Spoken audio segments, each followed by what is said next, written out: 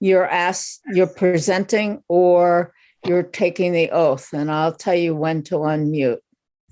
But, okay. So the board members can stay unmuted if they want.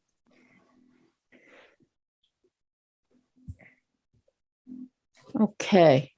At the DRB, we hear applications for land development in the town of Brattleboro and appeals of zoning administrator decisions.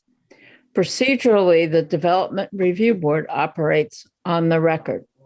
Broadly, this means that we take a clear record of testimony from the applicant and any interested parties, and then issue a written decision with our findings.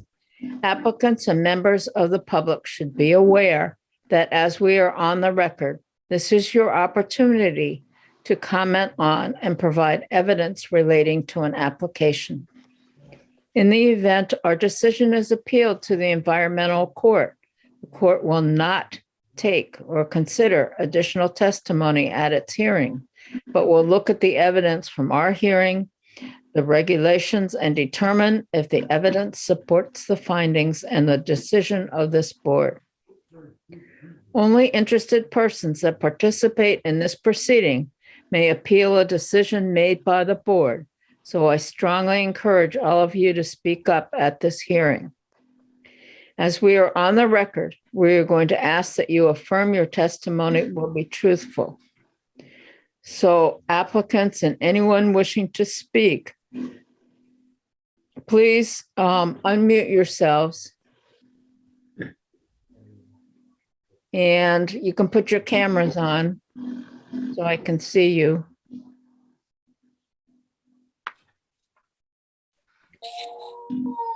Okay, and I'm going to read the oath and then you can affirm. Okay. Yes. My partner is also going to be here, but he's in the middle of bedtime right now. Can he do the oath when he appears? If he decides to speak, he can take the oath at that time. Okay, thank you. Okay, and I don't know who's on the phone. But are you here to present? Yeah, this is Megan McKay. I'm here for John McKay. Okay, so you can also take the oath, which goes as follows. I hereby affirm that the evidence I give in the cause under consideration shall be the whole truth and nothing but the truth under the pains and penalties of perjury. So everyone who's going to be giving testimony, please say, I do. I do. I do. Okay, you can mute yourselves again. After taking testimony, the board will close the public hearing and may vote on your application. The board will issue a written decision within 45 days of the close of the hearing. While we may vote on an application, it is the written decision that controls the timeline for appeal. It should be noted that the town of Brattleboro is a party with an interest in land development applications. The town does not have special status before this board. Documents provided to the board by the town planning department, town attorney, or other town departments will be considered in exactly the same way as information from the applicant.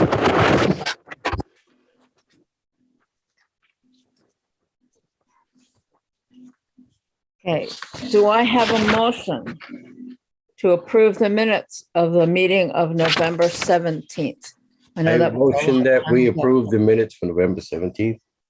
Okay, Gary's made the motion. I'll second. Catherine seconded. All in favor of approving the minutes, please signify by saying aye. Aye. Aye. Aye. Hey, Michael. Hi, just getting in the door. Good. Okay. Confirmation that the meeting has been properly warned. Brian?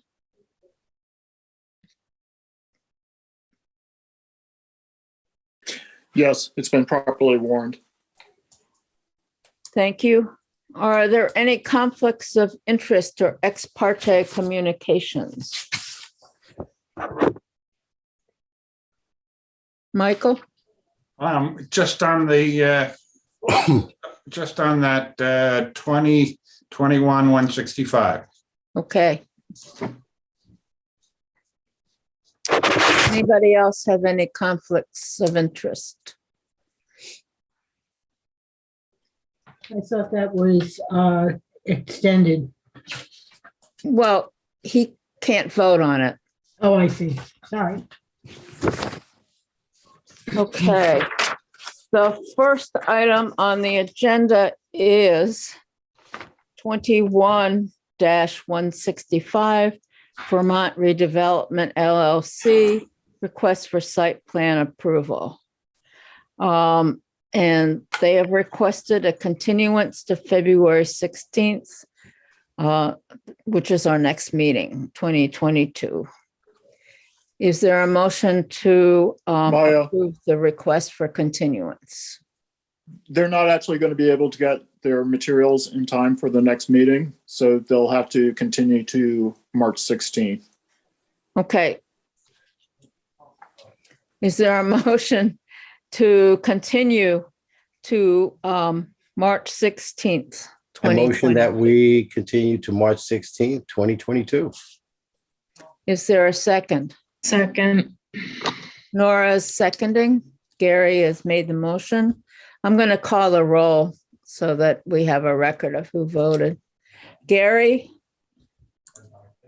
Aye. Michael? Oh, wait a minute. Michael can't vote. John? Aye. Nora? Aye. Catherine? Aye. And I vote aye. So it's 1, 2, 3, 4, 5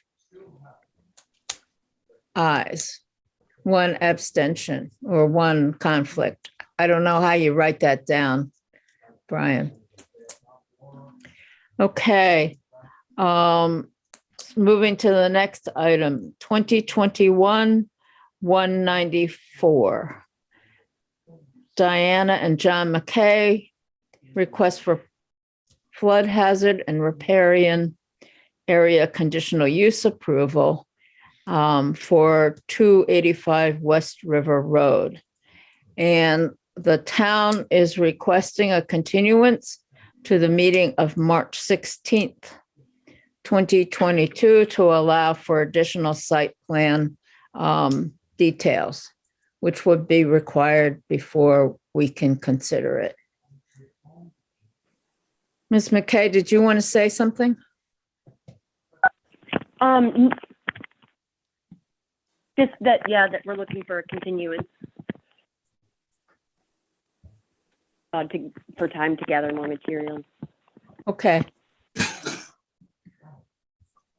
So is there a motion that we continue 2021-194 to March 16th? A motion that we continue. Gary, let somebody else make a motion for it. Okay. I'd like to motion that we continue it till March. I second that great. motion. Okay. Michael has made the motion and Gary has seconded. And I'm going to call the roll again. Michael? Yes. Gary? Aye. John? Aye. Nora? Aye. Catherine? Aye. And I vote aye. So it's 6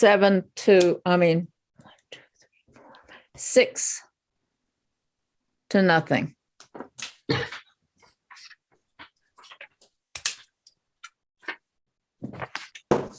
And I guess I should have noted that Dan is not here. Oh, I don't No, know if he's not. anybody's heard That's from right. him. No. Okay. Maya, just as a note, there's nobody present physically at the municipal center Okay. except staff. Okay. So there's no public. Yes, that's Okay. correct. No public members. Okay. Moving on to 2021-197, Robert Thibault, is that how you pronounce your name? You can unmute yourself. It's actually David Parker. Robert's my son-in-law. Oh, okay. He was busy tonight doing something. And your first name was? David. David Parker. Okay. And is Hannah Parker here? No. No, Okay. she's my daughter. Okay. Residential, their request is for subdivision approval to create a new parcel containing 25 Brook Street by 29 Brook Street. And Mr. Parker, I'm going to ask you to explain your request, please.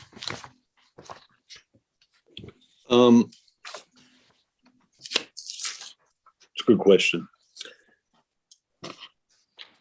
I spoke to Brian a few times this past week or so about it, and Michael Marquis, the person that set stuff up for the state. And we had done some things which paperwork somehow was mismanaged or whatever. And the setbacks, which is number one in terms of the town requires 25 feet, and we have 26 feet some inches. It's one parcel with two structures on it. And it's one parcel that has two structures, and we also with the state last summer hooked into the septics, the wastewater, and hooked into water itself into the building, and disconnected from the building where it used to come from the main house to have it separate. And So it's one parcel with two structures. we had a survey done by Eric Morse on the property itself.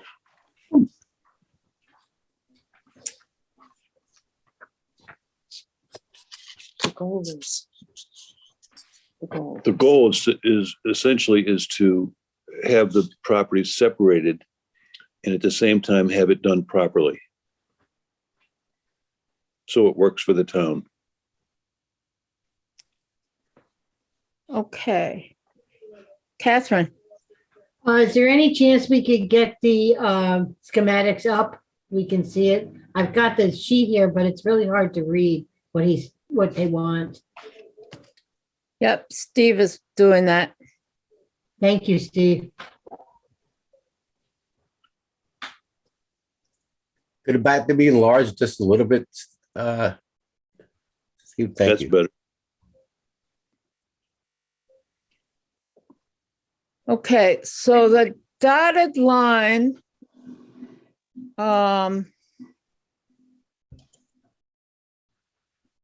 It's the parking area. no, but this, is that is that where you want to do the division, or is it the solid line? From the solid line running front to back and into to the right is the division. I think the dotted line you're looking at is top of steep slope. Yep, that's it. Okay, But the dotted line is the driveway, right? The driveway has a straight line running through it, and to either side it's kind of, when Eric did this, he kind of separated the properties, and at the same time had ownership 50% on 29 Brook Street and 50% on 25 Brook Street. In terms of anything like right now, it was paved about 3 months ago or so. So it required both sides to agree even though it's not legally done 100% right now, but everything on the right-hand side of that straight line goes to 25 Brook Street, and everything on the left-hand side goes to 29.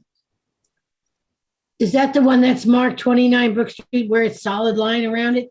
It has something like 4 sides? Yeah, Okay. The the larger piece, yeah. Yes. and the smaller piece has the square and the garage.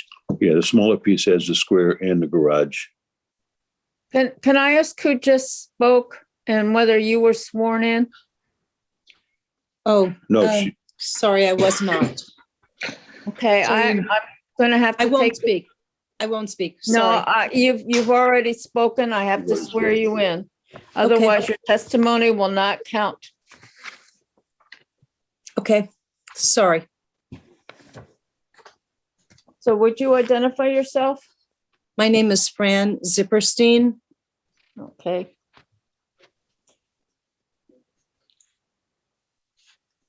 I hereby affirm that the evidence I give in the cause under consideration shall be the whole truth and nothing but the truth under the pains and penalties of perjury. I do. Okay. And what is your relationship to the property? I am David Parker's partner. Okay. Thank you. Thank you. So the division is along that solid line. Steve, can you use a pointer? Hmm. No?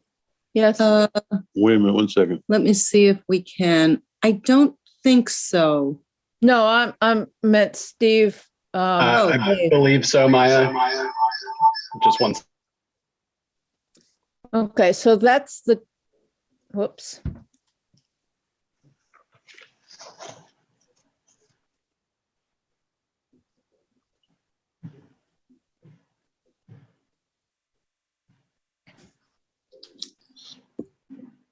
Are you able to see Yeah. now? Yep. So So the solid line goes down the middle of the driveway. Yes, Is that correct? yes.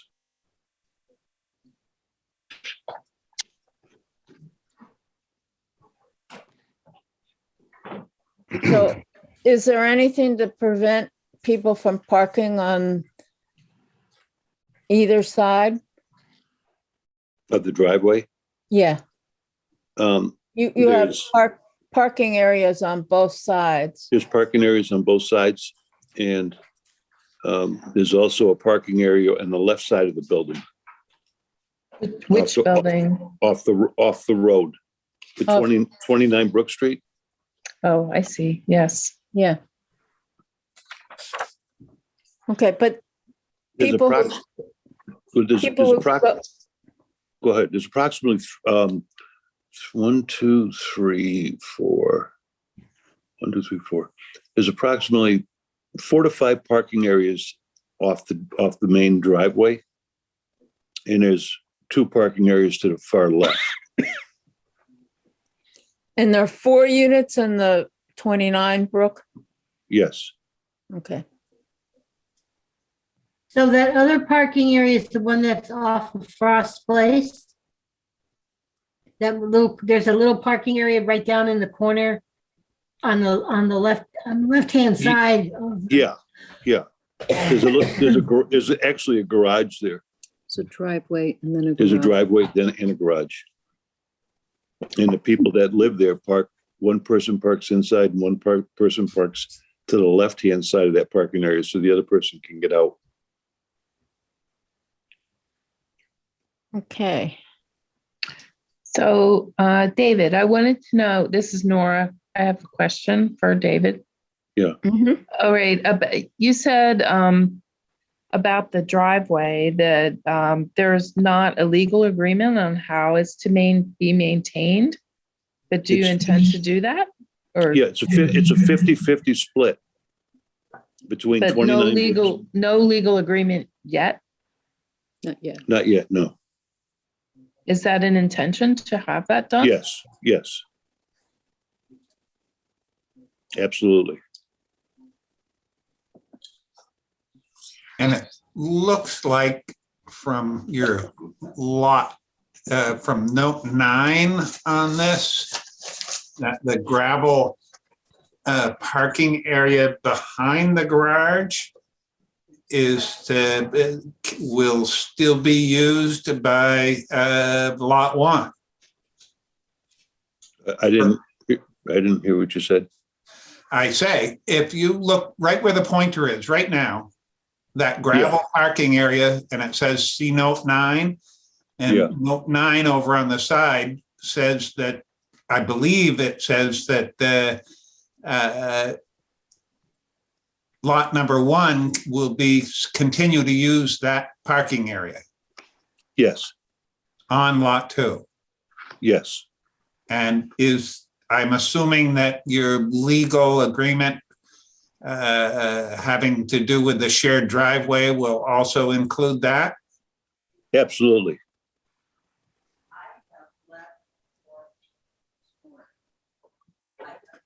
And what do you guys do with the snow? Just sort of push it over the edge? Something like that. Yeah, because it's a hill that goes down quite a ways.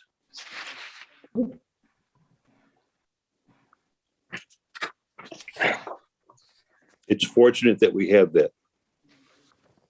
And both of these buildings are actually there and existing, correct? They've been there about 125, 135 years, Just a bit. just a bit. And so all you're really trying to do is to kind of leave it the way it is, but make a separate lot out of the Yes, lot 2. yeah, And that's called the carriage house, but it's a single family residence. Yes. yeah. I did that about 20 something years ago. I converted it with the town.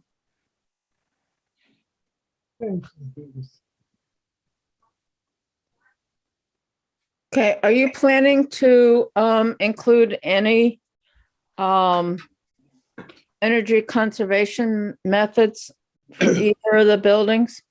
Well, right now, we have solar collectors up on the roof. They've been there for about 12, 14 years, 15 years. And we're going to put some bushes in front of that section of the house, maybe 3-4 foot high, so they don't interfere too much with the solar thing, but something that'll, assist the soil and whatnot in the area. Okay.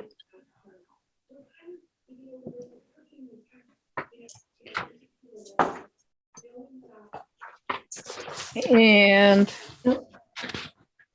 trying to look at the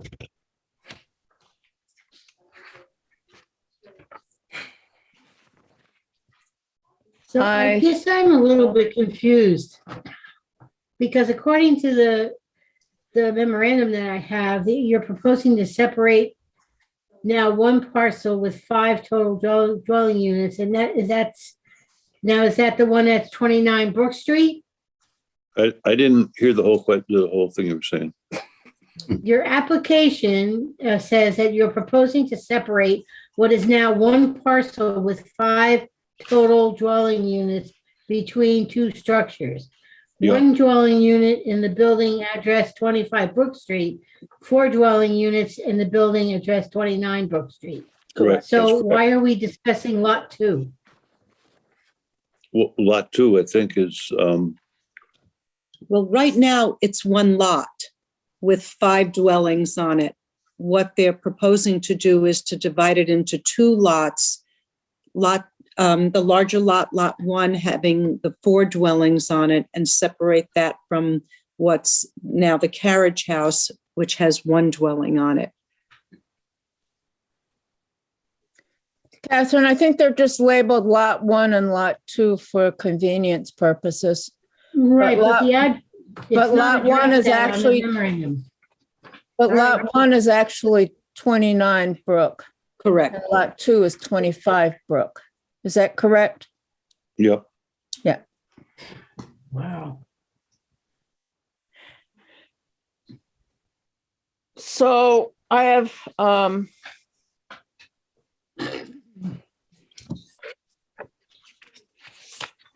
far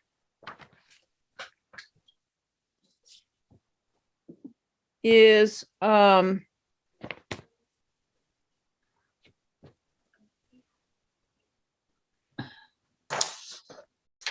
what is a side yard setback for 25 Brook Street?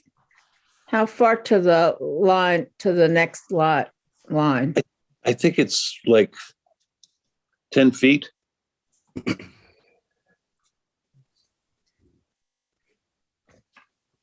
Because it has to be, the side yard setback, I believe, has to be at least 10 feet.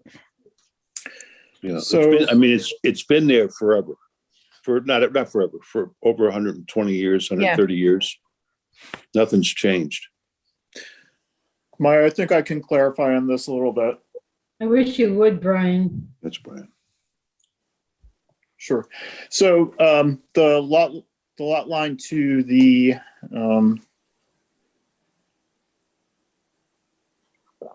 it looks like to the east of 25, that's 7 feet from the boundary line. And they received a variance for that, which makes it stand in for the 10-foot setback. So that's still in effect and because of that, it's conforming.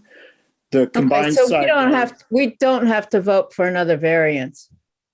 Not for that, but the combined side yard setbacks have to add up to be 25 feet. And as proposed, they won't do that. So they will need to get a dimensional waiver for that. That wasn't warned for this hearing, so it has to be heard separately. But if you wish, you can approve this application contingent on getting a waiver approval. What, say that again, Brian? What's the waiver that they need? Sure. So side yard setbacks have to add up to be 25 feet. And the smaller one has to be at least 10 feet. And the other one has to be. All right. Yeah.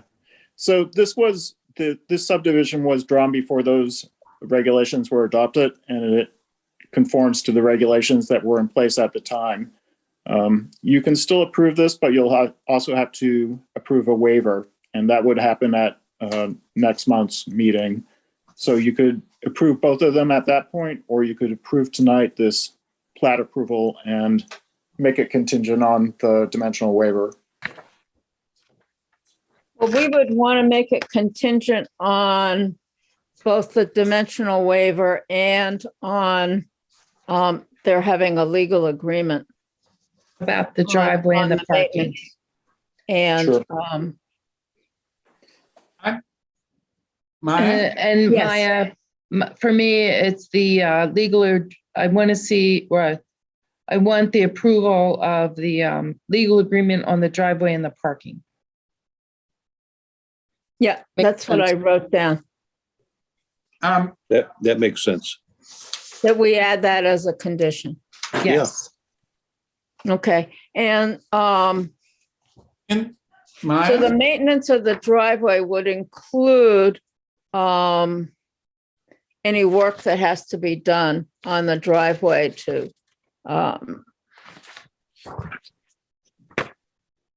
Including snow removal. snow removal and the crown and the amount of impervious surface. Yes. Yep. Okay. Makes sense. I have a question.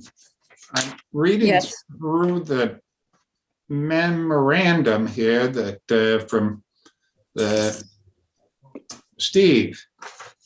And I was a little concerned about this access to open space and recreation. Apparently there's some sort of a boundary dispute that's going on with the town on the back of the property. Yeah, that's not really the case, Michael. The tax map parcel map shows the boundary being different, but Eric Morse has explained that this plat is based on research deeds and is correct, and it will supersede the town tax map and correct that mistake. So the rear, the issue about the easement is not an issue? Yeah, if they wish, they could grant an easement for a future whetstone pathway, but that's entirely voluntary and the board can't make that a condition. Yeah. No, I just saw it written down and I didn't see anything to that effect on the drawing, so I thought I'd bring it up. Yep. Yeah, and that's one of the things David and I discussed, and he was able to clarify that after speaking to his engineering firm. Okay, and the only other thing is planting of street trees. Have you discussed that with Brian? Yes, Okay, so you know that along the front, you need to do some planting, some landscaping.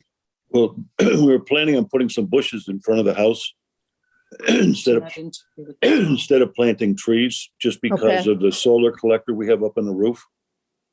All right, that makes sense. And Brian's thought it would be a good idea. Yeah. Yep. Yeah, and this is Gary about the lighting. How is that going to be set up, I guess, now? Is it lighting? Yeah, no additional information is saying on here is needed for applicant to clarify expected aluminum level of proposed shield carriage lights and application. Do you have lighting on the house? Yeah, Either house? yeah, Both. both places. So it needs to be downcast and So it doesn't shielded. shine on the neighbors, yeah. Yeah. Yeah. I think I would like a more explicit information about the snow removal. I mean, just the very fact you push it over the side. What do you mean you push it over the side? You push it over the back. When a snowplow comes in, it plows straight from the very beginning, so no snow's out on the town road. And it goes over the hill in the back, which drops down. Where that steep slope is? Yeah. And at the bottom of that is, I mean, people have been pushing it over the hill from there, pushing it on Canal Street, et cetera, for decades. Okay. There's no stream down there or anything.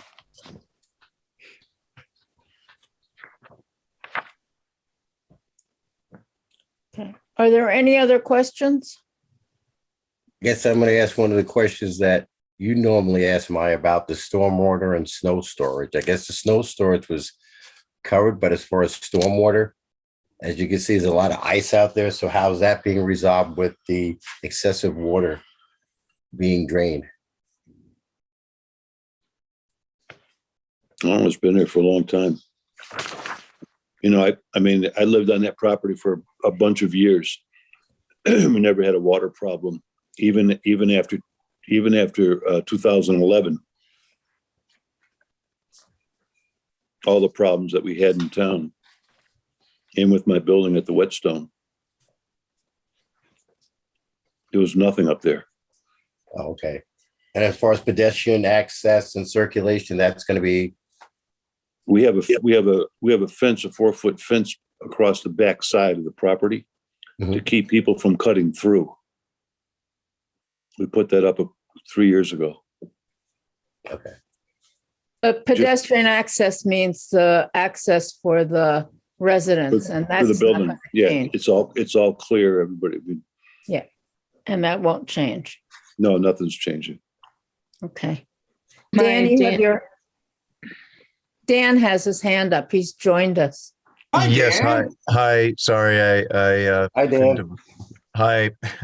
Yeah, this is Dan Handy. I just had a question somewhat related to what you were just mentioning about cut-throughs. I'm not sure which lot it is, but I believe one of your abutters is currently occupying the old Domino's pizza place, the Food Works food shelf, food pantry. Is that correct? I have no idea.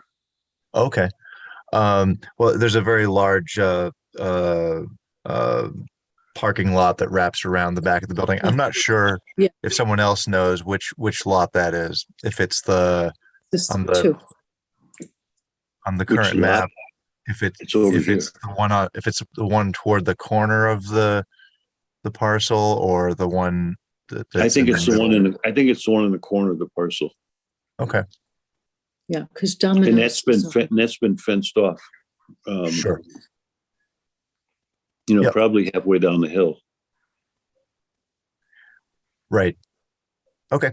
So, and there haven't been any issues with the parking there, since it's fenced off? Okay. No. I mean, we fenced it off so that people that were living in those units, had a enjoyable time there instead of constantly watching people, jump over the fence or through the fence or whatever. Privacy. It's just a privacy thing. Mm-hmm. Sure. Yeah, one reason I ask is that the Food Works parking lot is a fairly high traffic area. So, Yeah, thanks. I'm sure. We haven't heard any complaints. from Never the heard tenants anything about from that. anybody about it, but. Great. So that's a good thing, Dan. A good thing they haven't had complaints. Yeah, yeah, no, for sure. I just wanted to clarify. I mean, I was pretty sure that it was that they were one of the abutters. Yeah. When I looked at the property, I noticed Food Works right behind them. So, okay. Is there a motion to approve the creation of a new parcel with the conditions that are outlined in the decision, with the addition of requirement of a legal agreement on the maintenance and Nora, help me word this, on the maintenance and parking Maintenance and parking in the driveway. of the joint owned driveway and parking areas. Yeah. So just to clarify, it's the maintenance and use of that driveway, And As- parking areas. as well yes. as the parking area that is behind it, the gravel parking area. Yeah, Yes. Yes. That was clear. Yeah, thank you. Yeah, and just so you know, for the board, it doesn't matter how you divide it Right. between the two parcels, just that there's an agreement. Yep. Okay, and the other condition is that we have to approve the 25-foot waiver. And that won't happen till next month because it'll have to be warned as a approval of the waiver. Right. But we are going to be voting on your request to create the two lots. Okay, Thank you. Thank you. is there a motion? A motion to everything that Maya just said. I second. It's creating a new parcel. Creating a new What is- parcel with Yeah. the conditions outlined. Et Yes, cetera, et cetera. And that, the March 16th, right? That we will, is that part of this as well? we will approve everything but the dimensional waiver, Right. which we will approve. Well, we will take Take it up in March. right. Don't say we'll approve it. We haven't approved it yet. Yeah, that's true. Thank you. Is there a second to Second. Nora's motion? Second. I second. Okay, it's been moved and seconded that we approve the creation of the subdivision between 25 Brook Street and 29 Brook Street.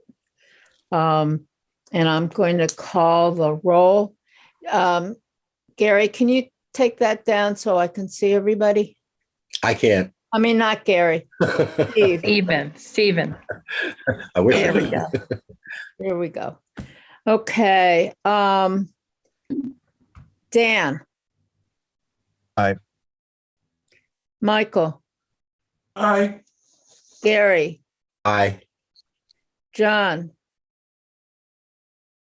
Nora. Aye. Catherine. Aye. Maya. Aye. So that is 7-0. And we will see you next month to talk about the dimensional waiver. Thank you. Is that next month or March? We present next month and you vote in March? Did I say March? February. Did. February. February. Okay, got it. Thank you. The 16th? Sorry. February 16th? It is February 16th, yes. Well, thank you, Paul. You're very welcome. Thank you. Okay, moving on. Hold on. The next item on the agenda is 2021-198. E and C Properties, request for conditional use approval to construct a single-family home at 55 Black Mountain Road. Is somebody here to present this? Yeah. Hi, I'm John Brunel. Did I swear you in, Mr. Brunel? No, I just barely clicked on. Okay, let me administer the oath to you. I know you've done this before, so I hereby affirm that the evidence I give in the cause under consideration shall be the whole truth and nothing but the truth under the pains and penalties of perjury. I do. I will. Okay. So, Mr. Brunel, can you talk to us about your project? Yeah.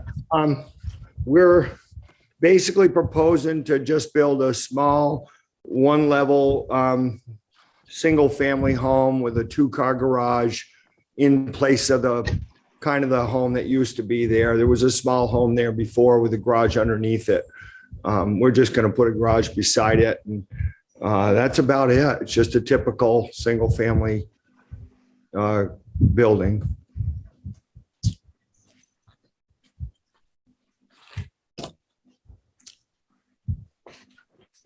Okay. Does anybody want the plans put up? I think that might be helpful. Yes, Yeah, please. thank you.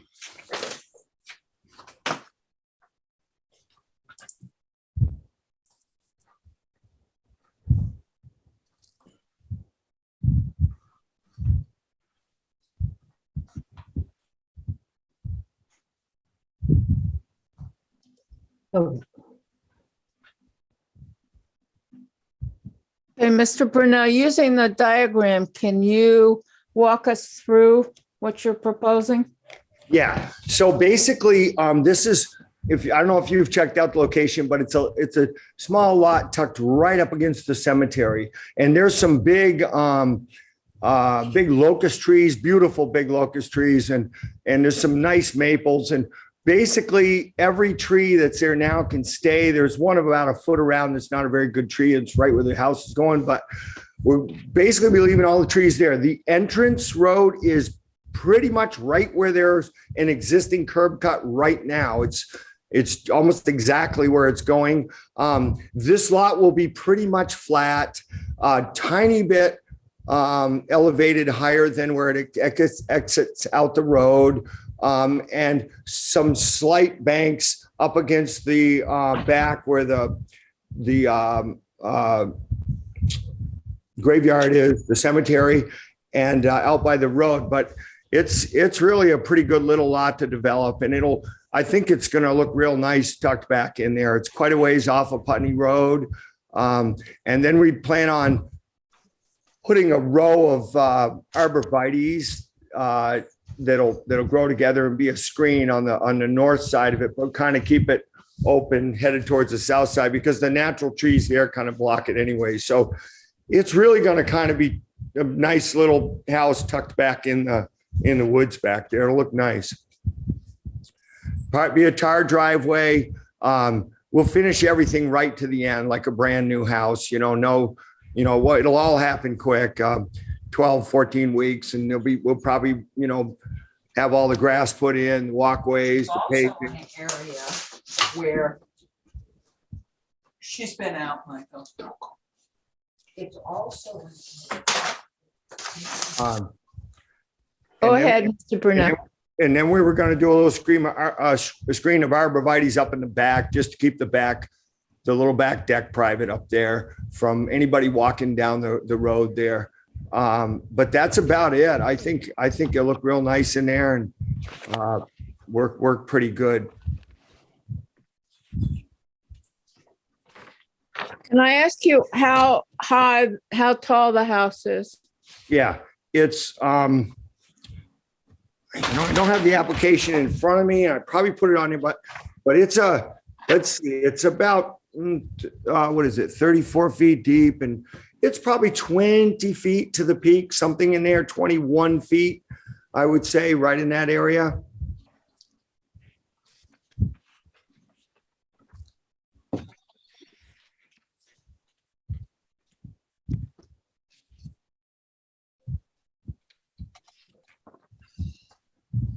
Does anybody on the board have any other questions?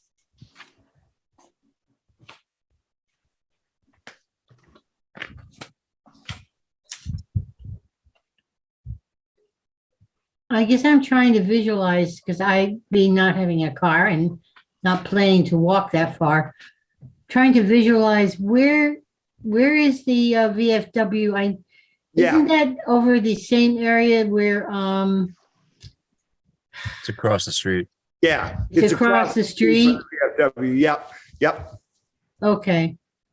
Isn't that where Comcast used to have their, is that too far away?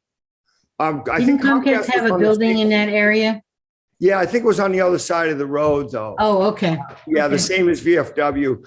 There's been a little greenhouse in this location, like a little rundown greenhouse since the 50s or 60s. And it's been unoccupied for probably 10 years. And my daughter purchased it, and she's been trying to do something with it to make good use of it. And we've tried a few different things, but this is the most practical use of it. Okay, thanks. Thank you. So this is Nora. I do have a question of, can you explain why you cited the house where you did?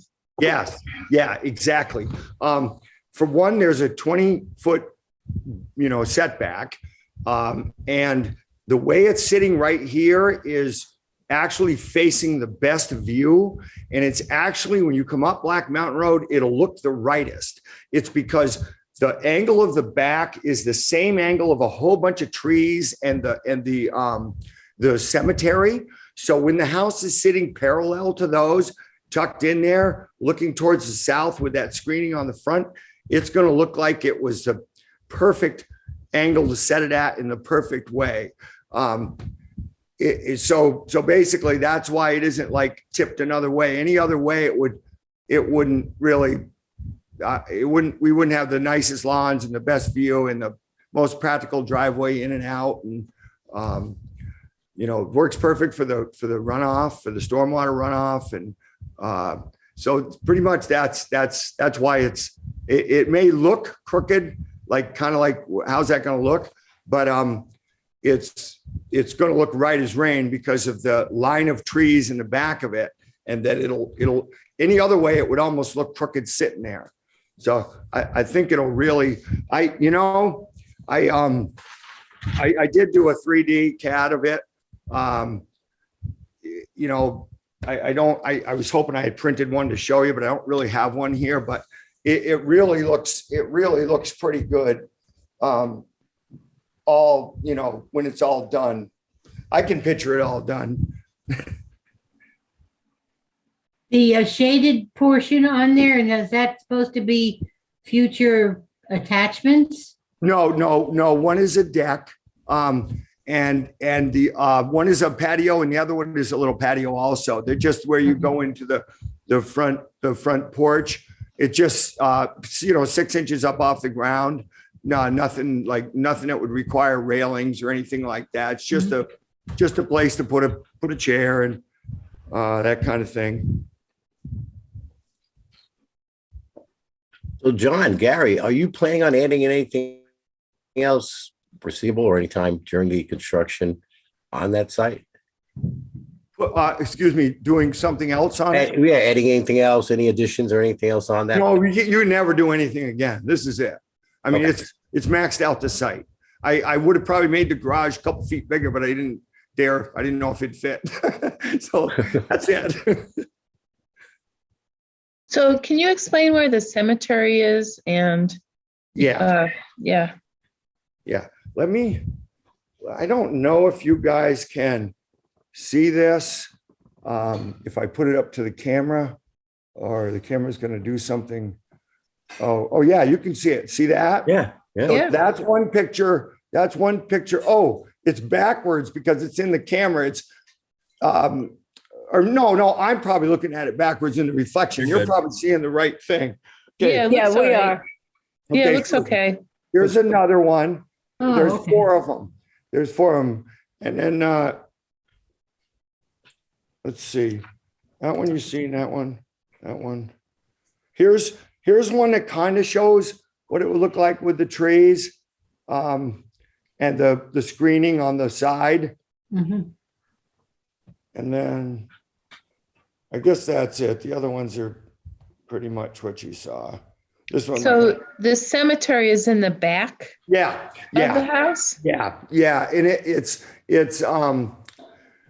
it's probably about, in elevation wise, the level, the elevation of the actual grass in the cemetery is probably 4 feet higher than this deck back here, 4 to 6 feet.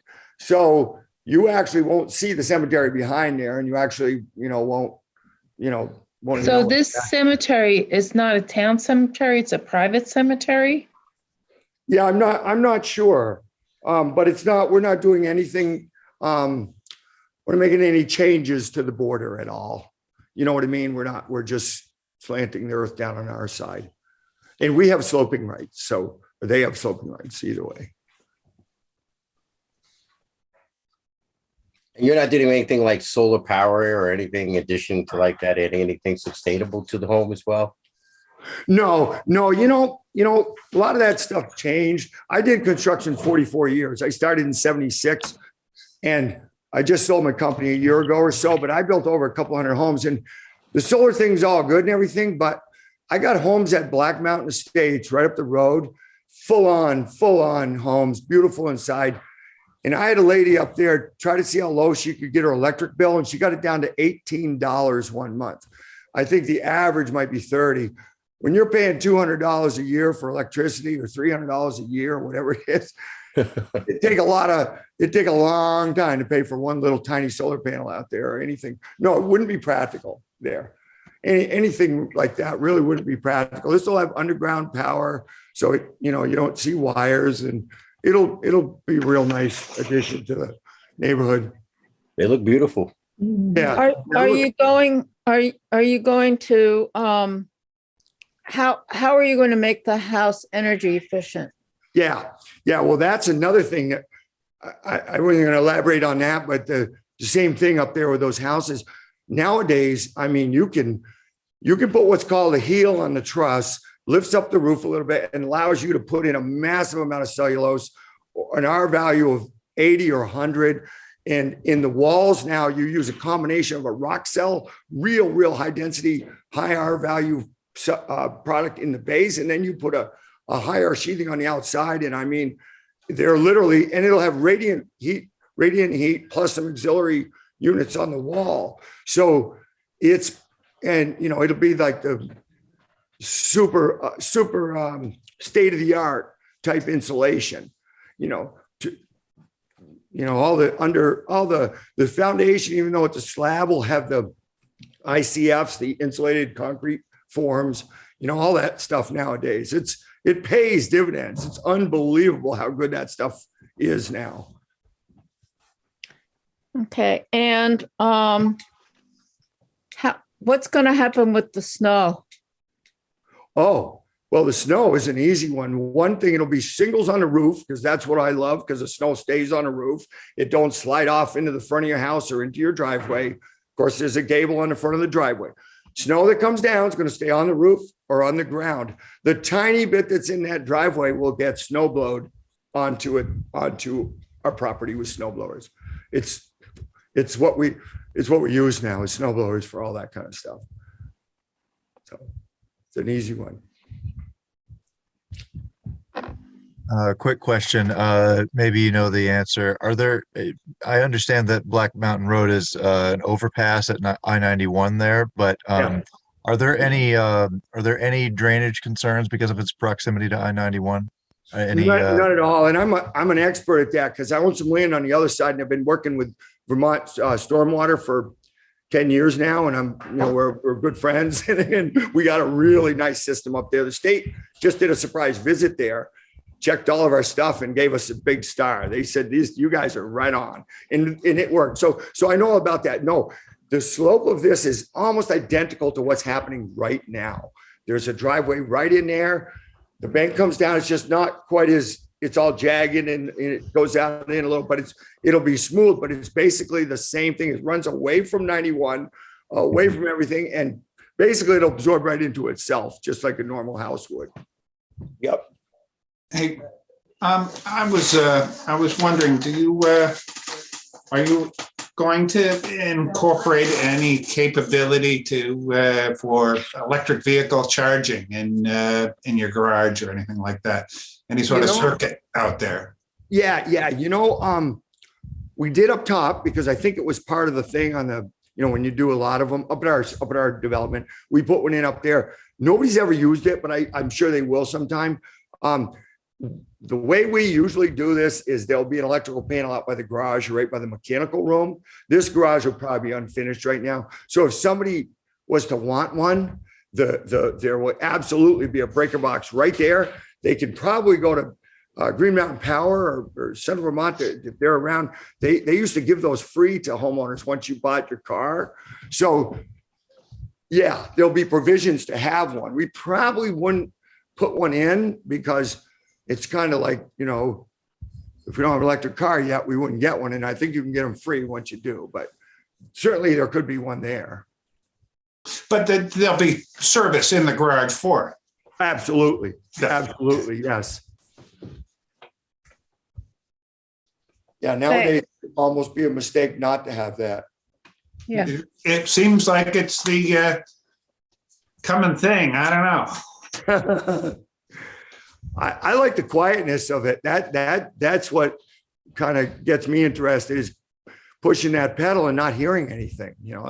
Wouldn't it be nice not to hear the trucks on the highway, huh? Yeah, I think it'll probably happen someday. But So I have two issues that I'm not sure, and maybe Brian can give us some help in figuring this out. One is that technically the front door of the house is supposed to face the road. It's one of the building standards for the neighborhood center district. I mean, the service center district. And the garage doors should be either on the side or the front or the back of the building.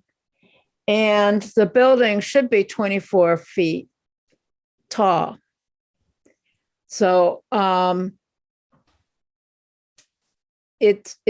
is an issue in terms of meeting the building standards. And Brian, I don't know, do we try to do a waiver and we can't do that at this meeting, or how do we handle that? Steve, you have your hand up. So I hope I don't have feedback. Hopefully fix that issue. So I'd like to remind the board that what's under review today is conditional use. So as a single family home, 1 or 2 family homes are not under site plan review. So we do not, it's not binding that you take into consideration any of the design requirements that normally would be applied to other uses in the service center. However, dimensional standards do apply to all land development, which would include the height of the structure. The height as proposed would require a height waiver if it is under the minimum 24. However, as a conditional use review, there is a table on page 4-15 of your land use regulations that is that outlines the conditions that need to be met for the use to be acceptable for approval. And so the use is approved in light of these categories, including the purpose statement of the zoning district in which the development is happening. And so that is located in section 223 of your service center district, as mentioned in the memos from staff.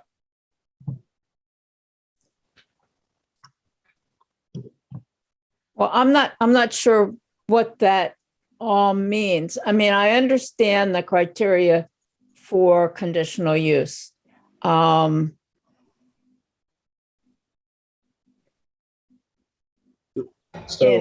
if it would clarify, the use of single family dwelling unit is what's under consideration to determine, is that appropriate for the zone in which it's located?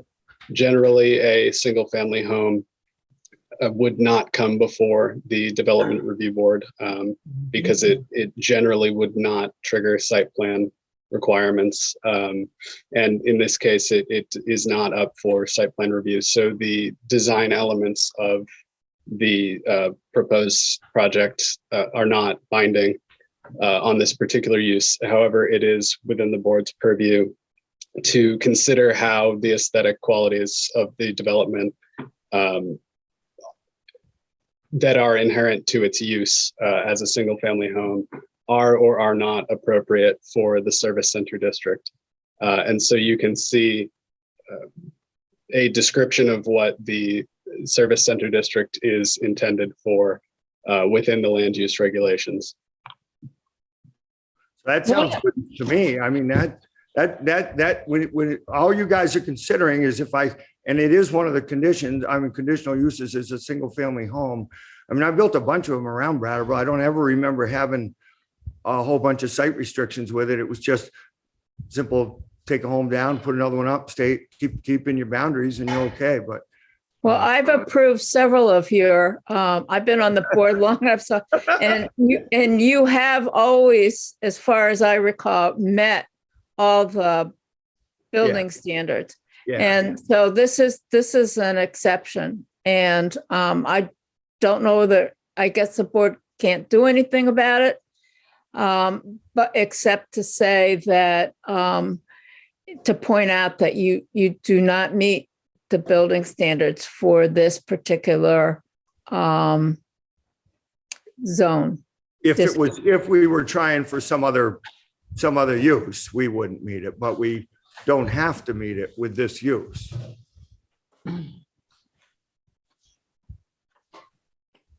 I think, Maya, the point it really is we can approve a single family use on a conditional purpose here or not?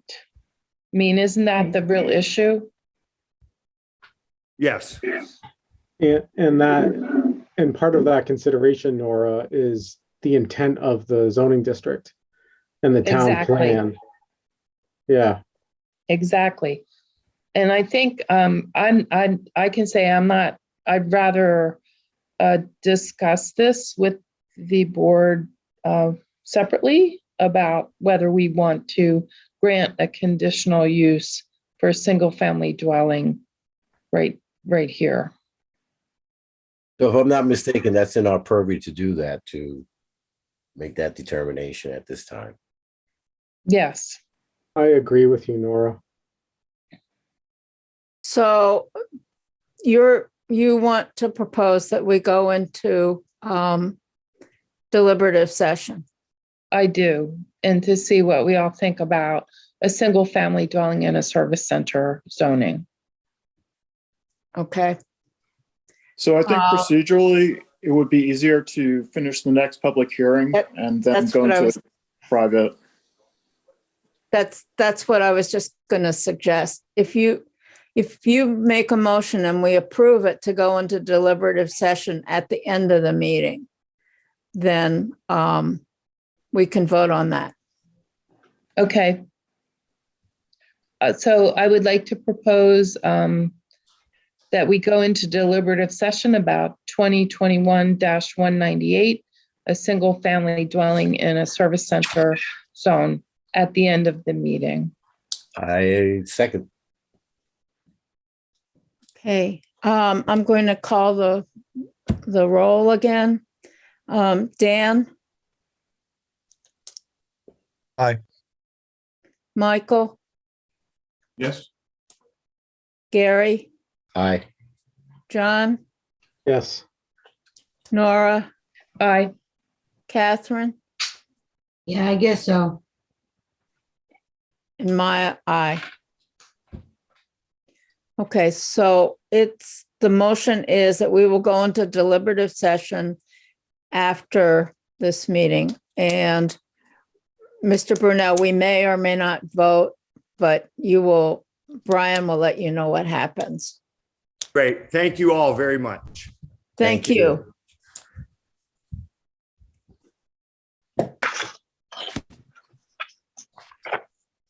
Okay, we're moving on to 2021-201. Earthbridge Community Land Trust, and their request for preliminary plan approval to establish a rural enterprise planned unit development and to construct a single-family home and rehabilitate the existing farmhouse at 511 Upper Dummerston Road. And I understand that there are two of you going to present. Is that correct? Yeah, and I don't think I haven't. One of you has been sworn in and one of you hasn't. So I'm going to swear in. I hereby affirm that the evidence I give and the cause under consideration shall be the whole truth and nothing but the truth under the pains and penalties of perjury. Okay. Would you please present your project and tell us what you want to do? Sure. Hi, I'm Jesse. So we run a small farm here on Upper Dummerston Road. We currently live in a 200-year-old farmhouse that was the original house at the farm. And a couple of years ago, Caitlin got sick, and after lots of painful research, we realized that we could no longer stay in the house for health reasons. And so we moved out in July and have been trying to figure out how we can continue to farm this land and keep this farm alive while not being able to live in our house. So with lots of consultation with the neighbors, and we share this land with with another farm, Fairwinds Farm and the Baileys, who've been here for 49 years or something. And so after lots of process with them and other neighbors, we would like to build a house on the farm for ourselves and convert what has been our house into a rental. There's already a mother-in-law unit sort of attached to the house currently, and we'd like it to be the main house as well to be a rental. So that's the main scope of the project.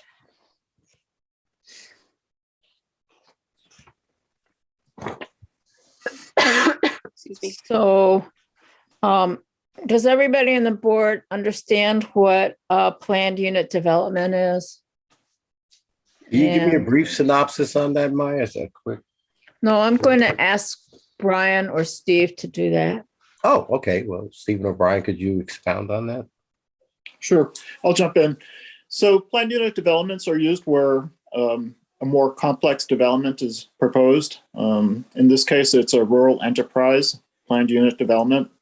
And that's because we recognize that farms have many uses and many structures, and they have their own logic as far as preserving the working lands. And the purpose of this planned unit development is to allow for that. In this case, it's again, you're asked primarily to approve a single family home. And the reason that's required is that only one primary structure is allowed per parcel. So there's an existing home, so they can't approve a second home under the normal procedure. And because this is conserved land, they also can't just subdivide off a new development parcel. So it's that type of complex situation that calls for planned unit developments, and that's why they're applying for one. So if anybody on the board is familiar with the Delta campus down on the Newfane line, that's a planned unit development, I believe, right, Brian? Yes, that's correct. It is. Yep. So that's the kind of situation we're talking about. Yeah. I promise this won't look anything like the Omega campus though. Good. No, that's an industrial one. This is an agricultural one, so it's different. Okay, does anybody have any questions for them about what they want to do or I just have one, and this basically just one where on the last page where it is for the subdivision review criteria, the last page states, and there's nothing stating anything, whether it's to be determined or a check or whatever. The proposed development is technically non-compliant with one line of rural enterprise PUD language, which staff finds to conflict with overarching town plan goals as well as other regulations of the rural enterprise PUD. There appears to be a pathway in this section, standards for agricultural enterprise. Could you explain that? I don't know, maybe Stephen or Brian could explain a little bit more why there's no information. It's a continuation of the prior one, Gary, but that's a good question for sure. So the page 3 said Sure. at the bottom of page 3, it says continued on page 4, but good question.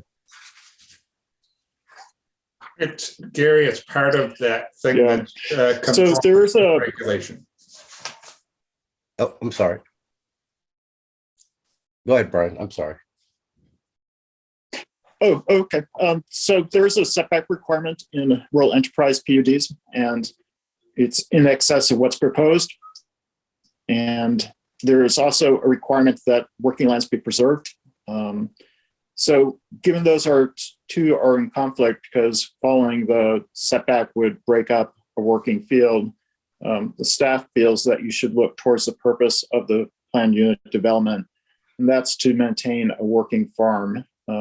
So the board would have to make a determination that it's necessary to set aside that setback requirement to achieve the purposes of the planned unit development and avoid fracturing a working field.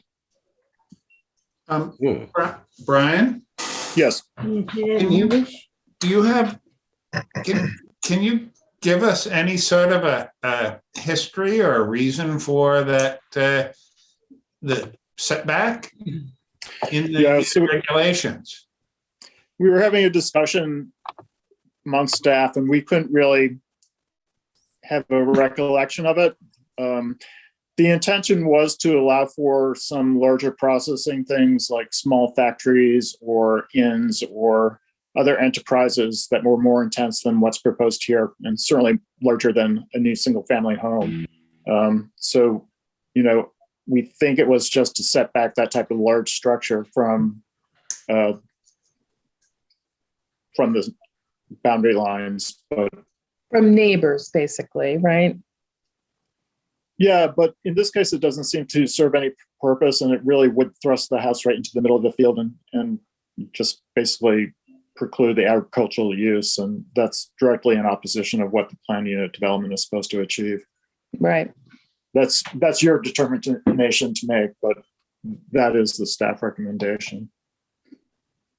Okay. So right now, you have people coming to the farm and you offer various activities. Is that correct? And so you have people coming in vehicles and parking and people getting out and walking around. And would any of that change from the way the current circulation and parking works? Nothing would change in the proposal from the way things work. The proposal was designed in order to maintain the status quo at the farm as much as is possible. And the plan is to use an existing farm road as the main section of driveway, so it wouldn't cut through any extra field. So. Can I ask a question? Sure. Okay. So I appreciate your story about the usefulness of the existing house for you and your intention to rent it out. Full disclosure, I work with landlords in the area. I'm fully in support of course, of more housing. And I hate to pry, but I can't help thinking that there's going to have to be updates or that there might be some condition that affected you in the house you're intending to rent out. And I was just wondering if you could share some of your thinking on what you'll need to do for the existing house. Not that that's a condition of this. Yeah, so one of the things that I've been dealing with is severe reaction to mold, and it's a 200-year-old farmhouse that has had a lot of problems over the years, and we've done some work to mitigate that already, and we currently have a remediation company in there for the last couple of weeks, and they're going to continue to do a bunch of work to remediate the house, and then we'll be able to build back what we need to. The reason that we feel like we can't live there anymore is because of my medical issues, that it's like probably not going to be safe, particularly because it's also downwind from our hay barn, which causes its own problems in relation to my health issues. So this was, And we have an outside testing company. I'm trying to remember the name of the actual indoor environmental professional somebody who came and did a lot of testing and made a lot of recommendations that we then gave to a remediation company who's going to follow those, and then she will come back and do post remediation testing to make sure that everything is in a safe situation for everybody. So I wonder if Stephen or Brian can pull that map. Mine's is kind of dark. I don't know if it's got printed. If you could show us. I apologize for the quality of No, that's not you. It was those printers, darn it. I will note also, we have an engineer contracted who's will have a proper survey done soon. And so there's, hopefully he thought by the next meeting we could have a proper map for you. Okay, so the map I have is different from what this handwritten one is. I don't know if you have that current, Stephen O'Brien, that maybe could be lighted a little bit more. It's at the last page. Oh, wow. There it is. And if that can be enlarged a little bit, thank you.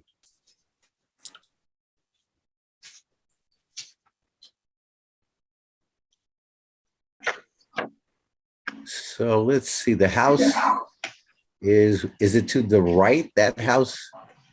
So the existing house is to the right, the bottom right corner, the farthest bottom right structure that you see there. Yep. And you can see the hay barn about 30 feet west of it, right, upwind. And then the proposed house site is the white rectangle in the top left corner there. And so you can see, I mean, I talked about this in the application. We don't need to go too far into it, but we spent a lot of time. We share this land with other farmers, as well as a lot of community members who have a lot of history and stake here. We don't own this land. We live here. We have a lifetime lease on it, but it's not actually our land. It's Earthbridge Community Land Trust land.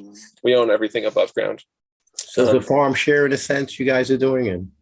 Yeah, and so this site process it took us probably 3 months of weekly meetings and site walks, and we brought in outside people to come walk with us and think about what made the most sense. We talked about a bunch of different sites, and the reason that this made the most sense in the end had to do with mostly agricultural land use and trying to do as little, have a little effect on the land use itself as possible, while using existing infrastructure.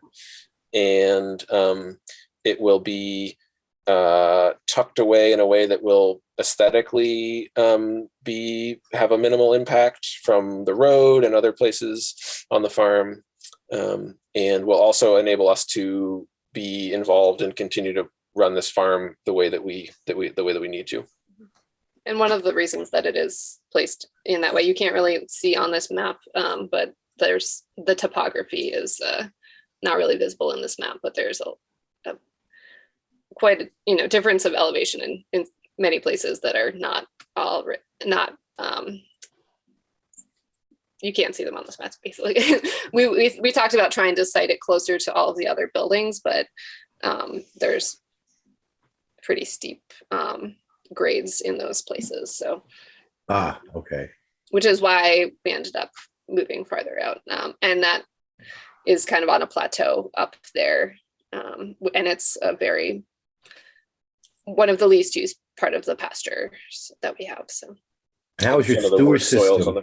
Yeah, is your sewer system going to be, how is that going to be irrigated? I guess, how are you going to have water? So there will be a new well, and on the hand-drawn map there, there's just to the west of the house is a proposed well site, and then right to the east of the house there's a proposed leach field. So engineer did a test pits and identified good soils. We have incredibly dry, well-drained soil, so there's lots of space for a leach field that will not impact the agricultural use or the waterways, and there'll be a separate well. And if you wouldn't mind, whoever is flipping to the map, could someone point out where that leach field would be on the prior map we just saw?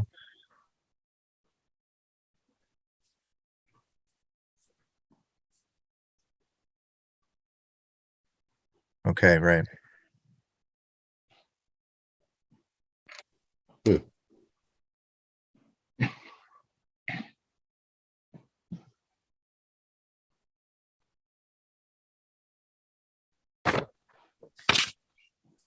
Okay. Well, there I can any other- say, having had septic tanks and leach fields underneath stuff, everything should grow great on top of that. Should. Greenfield. It's good to Yeah. hear. Be good pasture. So The old- does the old one. anybody, are there any other questions? No, I was just gonna ask the old house, would that be decommissioned or are you just leaving it for now? I mean, it's not a big issue this morning with since The old house is gonna, there's a lot of work that needs to go into it, not structural work. Its bones are strong, but there was a bunch of, the underlying issues where there was a bunch of weatherization work that was done in the past, which didn't work very well and contributed to a bunch of water issues and air quality issues. So we're addressing those, or we have people smarter than us and more experienced than us working to address those, and it will be used for additional housing, rental housing. And I will also say we have a contract with the Vermont Housing Conservation Board on our house at the moment, which requires rentals to us to rent to people with income below 85% of area median income. And so that will continue.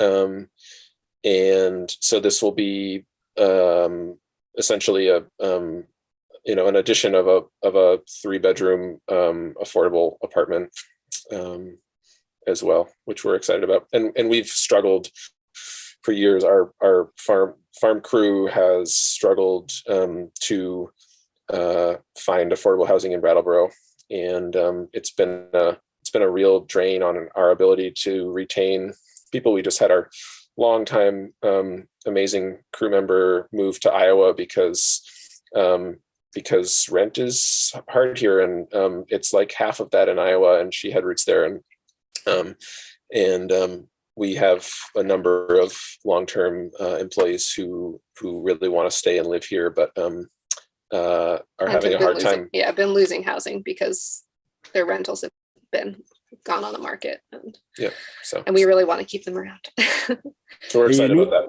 Now your new home is going to be sustainable. Everything's going to be, I guess you're going to be setting up that way as well. Also. The new house is going to be it's a passive design. So there's it faces south with lots of south facing windows. So and a slab foundation with lots of solar gain. It'll have enough solar panels to run not just the house, but also most of the farm, which has been a goal of ours for a decade and unfulfilled. It will be super insulated and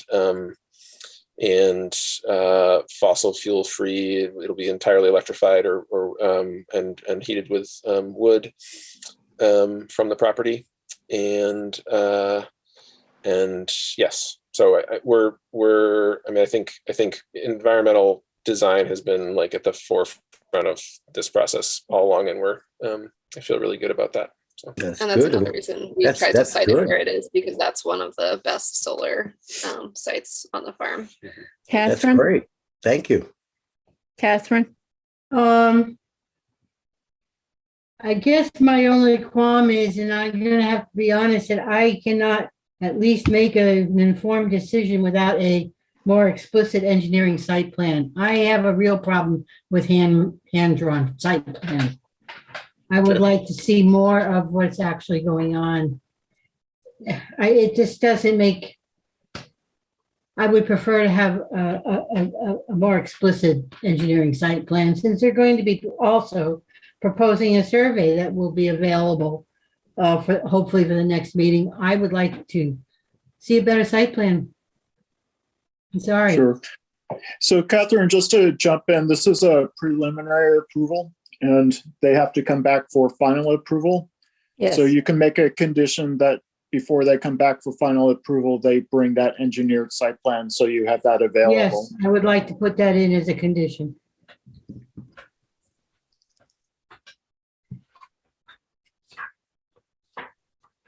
Dan? Yes, I'd like to see that also for sure, Catherine. And I'm curious, you mentioned earlier that you've discussed this with your neighbors. Does that include all the three that are shown on the map right now? The three We're or actually four, living, four we're living butters? with one of those neighbors at the moment because we've been Okay. displaced. And the other two neighbors, well, I should say the other two neighbors that you can see there have been incredibly supportive in various ways. We can talk about if you'd like. No, I'm just curious. So Yeah. you've been through this sort of walkthrough and the We've literally walked the site with all those neighbors. The one house was just bought like in the last couple of weeks, and we haven't done that with those folks. But everyone else on all sides has been involved in this process pretty intensely. Yeah. Okay, thank you.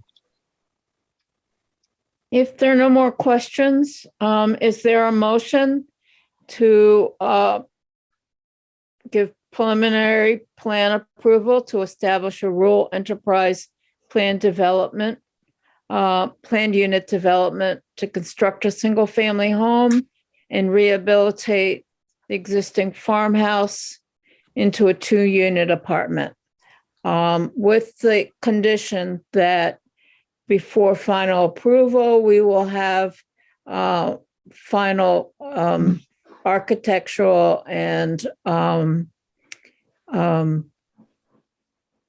surveyor, is that the right word? Documents so that we can see the proper dimensions and all of that. I would like to add also, Maya, also the engineering as far as with the leach field up there. Yeah. With solar power, I'd like to have additional added with that too. Yeah, so what they're having professionally prepared at this point is a septic site plan, so that we will show the location of the house and its orientation, as well as the location of the well and the leach field. We also have, architectural designs. If that's useful, I'm happy to share that. Yeah. Yeah, that'd be great. I just kind of like with anything written on a napkin, it's kind of hard for me to get any ideas from. Okay. So it was the engineering site plan, that was the condition. The engineering site plan and the architectural drawings. Right. And the plans for the septic system and the Solar. Yes. Can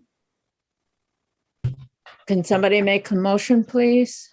I make a motion, Maya, with everything you just presented. Is there a second? No, I'll second again.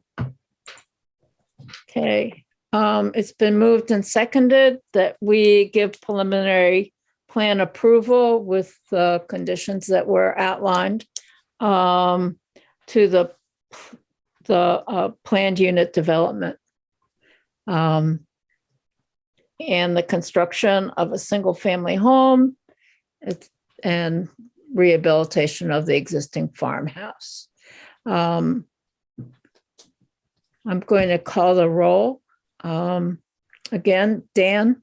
Aye. Michael? Aye. Gary? Aye.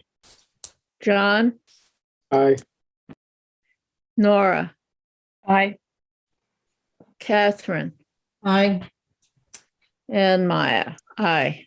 So you have preliminary approval by a vote of 7-0, and you'll be working with Brian to figure out when you're going to come back with final plans. Great. Thank you so much. Thank you. You're welcome. Thank you. Okay.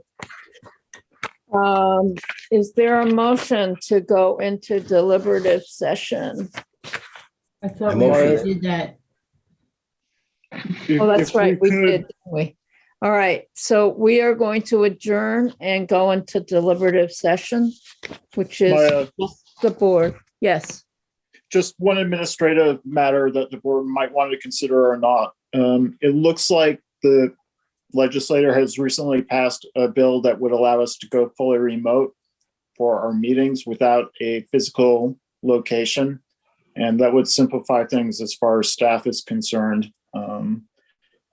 It hasn't been signed by the governor at this point, but if he does, I would like an indication that if the board would go towards a fully remote model, or if you want us to continue as we have been doing with the potential for people to go and show up at a physical location. Oh, any thoughts? I'm fine with doing fully remote. We were doing that for a while last year, and it seemed to work fine. Yeah, I agree with you, Maya. I think that's until things become a little more secure. Yeah, I think we should do that. Do we need to vote on that or no? No, I think it's just the sense of the board. Brian, could you possibly email us information about the bill? Sure. That's possible. That'd be great. Yep. It's the same as the emergency legislation that had been in place, and I will email it to you. Just includes that. Okay. Yeah. Right, that'd be great. Yeah. Good to see. And the governor, I heard that the governor is supposed to be signing it soon, but whatever soon means. So whenever this is warned, our meetings, even to the public, they would have to meet via Zoom rather than person, correct, Brian? That's correct. Nobody could go to the municipal building. Okay. But anyone could get in by phone if they needed to, didn't have the proper equipment, right? Right. Yeah. Okay. Well, I have to tell you guys something. I had to do the test this week, and I don't want to do that again. I agree. Me too. Well, I've been tested a lot. Okay, I'm going to ask. That bad. I'm sorry, but I didn't think it was either. I was test too. I'm going to ask that folks who are not members of the board, please log off.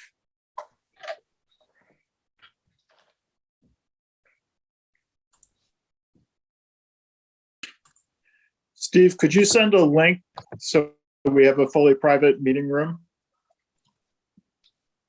Do you know if we have an existing link, or does one need to be created for each individual session?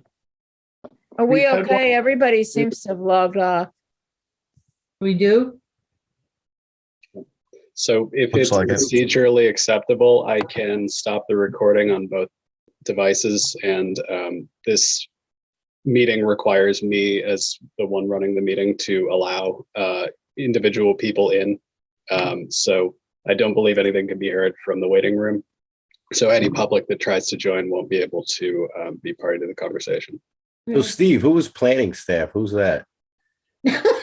That's just a second computer so that we have an additional copy if anything happens to the one that's recording on my desktop here. But if the meeting has been officially adjourned, I can stop the recording. Yep. Well, I think we're in deliberative session. Do we record deliberative session? We don't, do we? No, we never do did. not. No. No. So have we officially entered deliberative session? Yes.